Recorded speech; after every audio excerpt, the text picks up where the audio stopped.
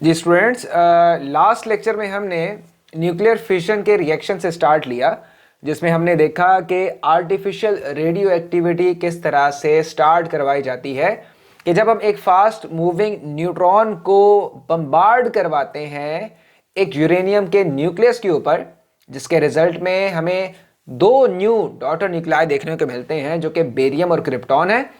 लेकिन उनके साथ साथ हमें तीन और न्यूट्रॉन, उसके साथ ही एनर्जी, इनॉर्मस अमाउंट में एनर्जी हमें बाहर निकलते हुई नजर आती है।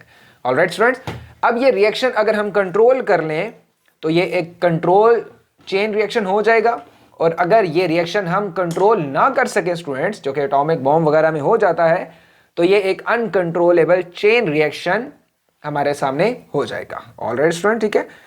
तो बेटा यहाँ पे हमने कुछ और कॉन्सेप्ट भी हमने समझा कि जिसमें हमने देखा कि जो एनर्जी आती कहाँ से, हमारा क्वेश्चन ये था।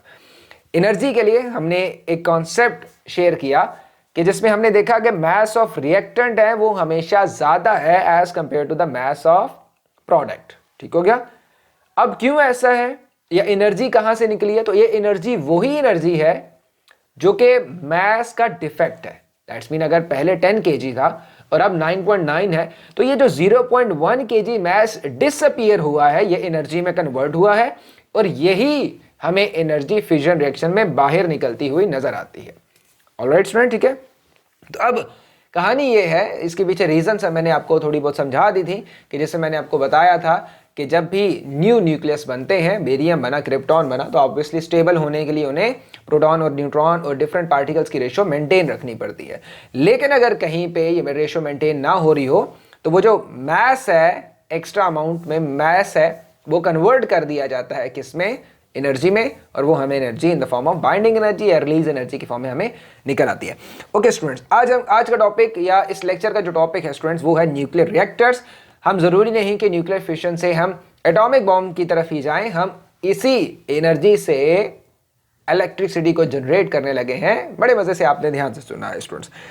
अगर मैं इसकी कंस्ट्रक्शन की तरफ जाऊं तो स्टूडेंट्स आपको नजर आ रहा होगा कुछ कंट्रोल रॉड्स। ये स्टूडेंट्स होती हैं बेरियम की रॉड्स होती हैं। मैं भूल गया बेरियम और कौन सा मटेरियल था, सॉरी बेरियम नहीं था, बोरॉन और कैडमियम था, मेरी मिस्टेक है, सॉरी, बोरॉन। इस मटेरियल्स आर और दिस रॉड्स आर बोरॉन या कैडमियम की रॉड्स होंगी। कैडमियम की क्यों रॉड्स है, बोरॉन की क्यों रॉड्स है, क्योंकि ये न्यूट्रॉन लवर्स हैं, फौरन से खा जाती है न्यूट्रॉन को। इजी हो गया, गुड। ये जो फ्यूल एलिमेंट्स है स्टूडेंट्स, ये बेसिकली यूरेनियम 235 की रॉड्स हैं, बड़ी बड़ी रॉड्स लगी होती हैं। ठीक हो गया। स्टील प्रेशर वेसल्स है, मॉडरेटर है। मॉडरेटर को फिलहाल समझना हमारे टॉपिक में नहीं है, बस हम मेन बातें समझेंगे। इसमें और थोड़ी सी डेप्थ है, लेकिन कोशिश करते हैं इसको शॉर्ट करें, ज़्यादा डिटेल में ना हम जाए। ठीक है। मतलब मसलन क्या, मतलब इसमें हैवी वाटर भी यूज़ हो रहा होता है जो कि न्यूट्रॉन की मूवमेंट को स्लो करता है। ये मॉडरेटर उसको कह रहे हैं, H3O की बात कर रहे हैं, हैवी वाटर की बात कर रहे हैं। ठीक हो गया, जहाँ पे न्यूट्रॉन की मूवमेंट को स्लो करवाया जाता है। स्टूडेंट्स, ये जो हॉट कूलेंट है ये कार्बन डाइऑक्साइड है, जो कि हॉट है, इसके अंदर थी सारी की सारी, ये यहाँ पे कार्बन डाइऑक्साइड फिल करवाई गई थी। ठीक है, ऑलराइट। तो इसको टेम्परेचर यहाँ पे इंक्रीज होता है तो ये हॉट कूलेंट बन जाती है। ये मूव करती हुई यहाँ से ठंडी होके कहाँ वापस आती है, कूल कूलेंट लिखा हुआ है, तो ये भी कार्बन डाइऑक्साइड है, दोबारा इसी वेसल के अंदर वापस आ जाती है। ठीक हो गया। अब स्टूडेंट्स होता क्या, जरा ध्यान से आप सबने समझना है। हम इसी चैम्बर के अंदर इस यूरेनियम के फ्यूल एलिमेंट्स को या फ्यूल रॉड्स को हम हिट करवाते हैं एक न्यूट्रॉन से, जो कहीं से भी बाहर से आया, इनबिल्ट हम लेके आते हैं। इमेजिन कर लीजिए ये न्यूट्रॉन आ रहा है और ये न्यूट्रॉन आके हिट करने लगा है, बाहर से ही मैं ला रहा हूँ, समझ जाइएगा। ये न्यूट्रॉन आके हिट करता है यूरेनियम 235 की ये बड़ी बड़ी क्या स्ट्रिप्स को हिट करता है। अब जैसे ही स्टूडेंट्स हिट करता है तो एक अनकंट्रोलेबल रिएक्शन स्टार्ट हो जाता है। एक न्यूट्रॉन से 3 मोर न्यूट्रॉन्स प्रोड्यूस होते हैं, 3 मोर न्यूट्रॉन से 9 से 27 मल्टीप्लाई 3 जो आंसर है, मल्टीप्लाई 3 जो आंसर है, मल्टीप्लाई 3 और जो आंसर है मल्टीप्लाई 3। तो करते करते अंदर का जो रिएक्शन है वो अनकंट्रोलेबल होना स्टार्ट हो जाता है और इनॉर्मस अमाउंट में एनर्जी निकलती है। उस एनर्जी की वजह से टेम्परेचर बढ़ता है और इसके साथ साथ ये जो कार्बन डाइऑक्साइड है ये हद से ज़्यादा हॉट या हाई टेम्परेचर की तरफ जाना शुरू हो जाती है। इजी हो गया, ठीक हो गया। अच्छा, अब समझाता हूँ, बाकी समझाता हूँ पहले। अब ये जो कार्बन डाइऑक्साइड, इसका टेम्परेचर बहुत ज़्यादा गर्म हो गया है, ये कार्बन डाइऑक्साइड इस रास्ते से यहाँ पे आती है और ये सारा एरिया कार्बन डाइऑक्साइड फिल कर देती है हद से ज़्यादा हॉट टेम्परेचर से, ठीक हो गया। हाई टेम्परेचर से ये एरिया हाई टेम्परेचर रीजन हो जाता है just because of the high temperature carbon dioxide. Simple सी बात होगी बेटा।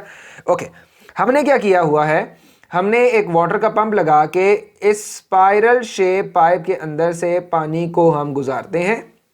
तो इतने ज़्यादा हाई टेम्परेचर की वजह से ये जो वाटर है स्टूडेंट्स, ये किस में कन्वर्ट हो जाता है, ये स्टीम में कन्वर्ट हो जाता है और ये स्टीम आगे जाके मूव करवाई जाती है और देन ये स्टीम आगे टरबाइंस लगी होती हैं जनरेटर के अंदर, उन टरबाइंस पे जाके प्रेशर एक्सर्ट करती है, वो टरबाइन रोटेट करते हैं in the presence of magnetic field, induce EMF generate होता है, इंड्यूस करंट जनरेट होता है और आपके घरों में करंट आना शुरू हो जाता है, ठीक हो गया। अब वही जो स्टीम है वो ठंडी होती है तो वाटर बनती है, दोबारा इसी को सर्कुलेट करवाया जाता है स्पाइरल शेप के ट्यूब्स में और ये प्रोसेस कंटिन्यू रहता है और आपको लगातार स्टीम मिलती है और स्टीम का प्रेशर जनरेट होता है, टरबाइंस रोटेट करती है, इलेक्ट्रिसिटी मिल जाती है। याद रखिएगा स्टूडेंट्स, ये जो स्टीम का प्रेशर है ये और बहुत जगह एक्सप्लोसिव मटेरियल्स में भी काम आता है, जिसको डिस्कस करना हमारा पर्पस नहीं है। बस मैंने आपको सारा का सारा सिनेरियो समझा दिया। अब थोड़ी सी एक एनिमेशन में बेटा मैं आपको दिखा देता हूँ जिसमें हम इसी जो कैडमियम की रॉड्स हैं इनका फंक्शन हम समझ लेते हैं बेटा। अच्छा, अब जरा ध्यान से स्टूडेंट्स आपने सबने देखना है। देखो, अगर मैं इस एरिया में फायर कर दूं न्यूट्रॉन्स, तो आप देखो कि इस एरिया में क्या हो रहा है कि जैसे मैंने न्यूट्रॉन्स को फायर किया आपको टेम्परेचर बढ़ता हुआ नजर आ रहा है। वो देखिए टेम्परेचर बहुत ज्यादा एक्सीड कर गया है और अगर इतना टेम्परेचर रियल लाइफ में एक्सीड कर जाए या रियल न्यूक्लियर रिएक्टर्स में एक्सीड कर जाए तो न्यूक्लियर रिएक्टर्स ब्रेक कर जाता है, मटीरियल मेल्ट होने का खदशा होता है, हर चीज़ ऑब्वियसली मेल्ट हो जाएगी, ख़राब हो जाएगी, ये किसी काम का नहीं रहेगा। अगर मुझे स्टूडेंट्स इसको कंट्रोल इन्वायरमेंट में ये चेन रिएक्शन को प्रोसीड करवाना है स्टूडेंट्स, तो देखिए मैं कैडमियम की रॉड्स को इनसाइड लेके जाऊंगा ताकि इसका टेम्परेचर मेंटेन रहे। देखिए स्टूडेंट्स, टेम्परेचर मैंने डाउन कर लिया, फिर मैंने इसको रिलीज करके फिर टेम्परेचर इंक्रीज हो रहा है, तो जैसे ही टेम्परेचर इंक्रीज होना शुरू हो गया मैं कैडमियम की रॉड दोबारा वापस ले जाऊंगा और टेम्परेचर मेरे कंट्रोल में रहेगा और मेरा पूरा का पूरा न्यूक्लियर रिएक्टर्स जो है स्टूडेंट्स ये भी एक कंट्रोल एनवायरनमेंट में आगे बढ़ेगा। एक और दफा दोबारा देख लें स्टूडेंट्स, देखो मैंने फायर कर लिया, फ्यूजन रिएक्शन स्टार्ट हो गया, ये अनकंट्रोलेबल होने लगा। जैसे मैंने कैडमियम की रॉड्स डाली टेम्परेचर इंक्रीज हो ही नहीं रहा, टेम्परेचर ड्रॉप हो गया स्टूडेंट। फिर इसको वापस ले आता हूँ, ओ यस ठीक है, न्यूट्रॉन्स जा रहे हैं, बम्बार्ड करने लगे हैं, यस फिर और जितने भी न्यूट्रॉन्स मजीद हैं स्टूडेंट्स वो एक दूसरे को चेन रिएक्शन इनका स्टार्ट होगा और मुझे इस न्यूक्लियर रिएक्टर्स के अंदर से इनॉर्मस अमाउंट में स्टूडेंट्स जो एनर्जी है वो मिल जाएगी।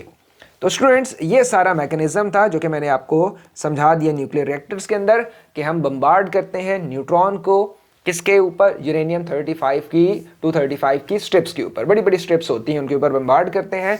वहाँ पे न्यूक्लियर फिशन का रिएक्शन स्टार्ट होता है, न्यूक्लियर फिशन का रिएक्शन स्टार्ट होता है तो हमें क्या मिलता है, इनॉर्मस अमाउंट पे एनर्जी मिलती है।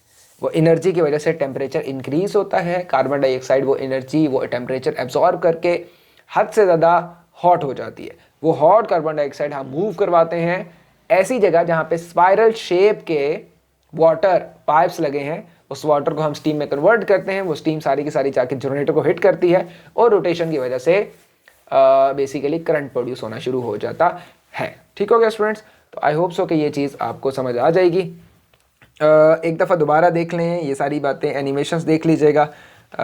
मैं अगर अपनी पिक को गायब कर दूं तो आपको ये पिछली वाली स्क्रीन भी नज़र आ जाएगी, आई होप सो, यस। तो अब इसको आप सब ध्यान से देख लें बेटा।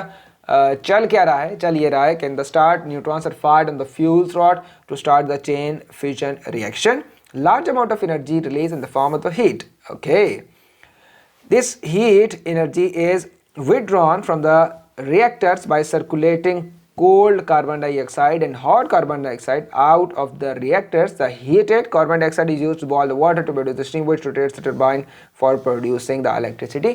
स्टूडेंट्स इसको अच्छी तरह पढ़ लें, आई होप सो कि ये सारी बातें वही लिखी हैं जो मैंने आपको अभी समझाई है। कैडमियम रॉड यूज़ करते हैं बेटा to absorb excessive neutrons to control the rate of the reaction while moderator is used to slow down the speed of the neutrons। तो ये heavy water I guess use करते हैं हम ताकि neutron की मूवमेंट है वो क्या ना हो, न्यूट्रॉन की मूवमेंट ज़्यादा फास्ट ना हो। ठीक है, तो कैडमियम रॉड्स भी यूज़ करते हैं, मॉडरेटर भी यूज़ करते हैं। किसी बच्चे के दिन में क्वेश्चन आ सकता है सर अंदर तो टेम्परेचर इतना ज़्यादा है तो पानी तो मिनट में एवेपोरेट हो जाएगा। अब बिल्कुल ठीक सोच रहे हो, लेकिन अंदर का प्रेशर हमने बहुत ज़्यादा हाई किया होता है और आपको पता है पानी बॉयल तब होता है बेटा जब इंटरनल प्रेशर एटमॉस्फेरिक या आउटवर्ड प्रेशर के बराबर हो जाए। अब अगर आउटवर्ड ही आपने बहुत ज़्यादा कर दिया है तो आपका जो वाटर है वो बॉयल नहीं होता। ठीक है, इंटरेस्टिंग फैक्ट है, इस पर सर्च आउट कीजिएगा। आई होप सो कि आपको ये समझ आ जाएगी। ठीक है, जैसे वाटर को अगर काफ़ी ज़्यादा डेप्थ में ले जाओ ना तो ये 100 डिग्री सेंटीग्रेड पे बॉयल नहीं होगा, हाई टेम्परेचर पे बॉयल होना स्टार्ट हो जाता है। वाटर को ही अगर आप बहुत ज़्यादा हाई एल्टीट्यूड पे ले जाओ तो आपका यही वाटर 100 डिग्री सेंटीग्रेड पे बॉयल नहीं होगा, हो सकता है ये 80, 60, 50 पे बॉयल होना स्टार्ट हो जाए, ऐसा भी मुमकिन है। ठीक है, सो इस पर सर्च आउट करें, अपनी इन्फॉर्मेशन को थोड़ा सा इंक्रीज़ कीजिएगा।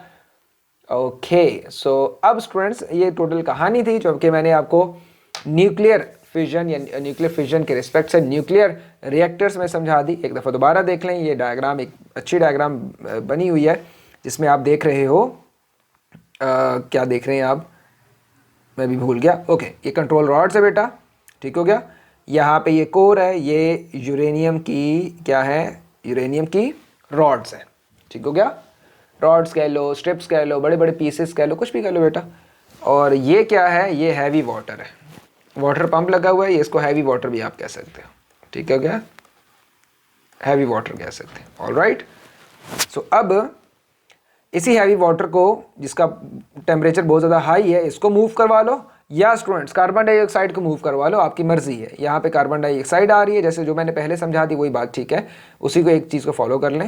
ये कार्बन डाइऑक्साइड इस स्पाइरल से गुजरेगी, यहाँ पे वाटर है, वाटर स्ट्रीम बन के जाएगा, टर्बाइन रोटेट करेंगे, in the presence of magnetic field current generate होगा। ठीक हो गया, और ये प्रॉपर एक सिस्टम है जिसमें लेक या रिवर से पानी लाया जा रहा है स्टूडेंट्स, और वार्म एयर को बाहर निकाला जा रहा है, ये पानी इधर आएगा और ये सारा प्रोसेस है। तो इतनी डिटेल से तो हमें नहीं समझना, एक एक चीज़ को नहीं समझना, बट इतनी चीज़ स्टूडेंट्स हमने समझ ली वो काफ़ी है। फंक्शन याद कीजिएगा, थोड़ी बहुत जितनी एक्सप्लेनेशन पिछली स्लाइड्स में गिवन है वो देख लीजिएगा, तो इतना ये काफ़ी है। लास्ट लेक्चर में स्टूडेंट्स फिर हम स्टार्ट करते हैं न्यूक्लियर फ्यूशन को, और यहाँ तक के लिए काफ़ी है। तो थैंक यू सो मच, अल्लाह हाफिज़, नेक्स्ट लेक्चर में मिलते हैं।